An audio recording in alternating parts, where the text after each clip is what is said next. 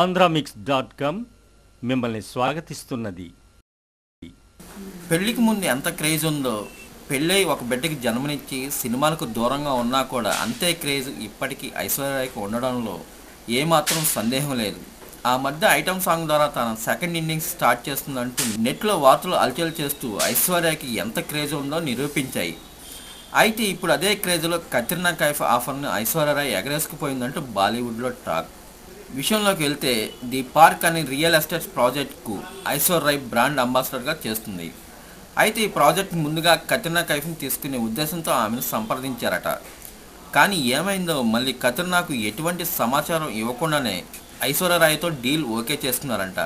దీంతో ఈ వ్యవహారంపై కత్రినా చాలా అప్సెట్ అయి ఆ కంపెనీ ప్రతినిధుల మీద మండిపడుతుందట. ఐశ్వర్య ఫ్యాన్స్ మాత్రం ఆమె క్రేజ్ వల్లే ఐశ్వర్యతో డీల్ ఓకే చేసుకున్నారు, అంతేకాని ఒకరి ఆఫర్ లాక్కునే అవసరం ఆమెకి లేదంటున్నారు.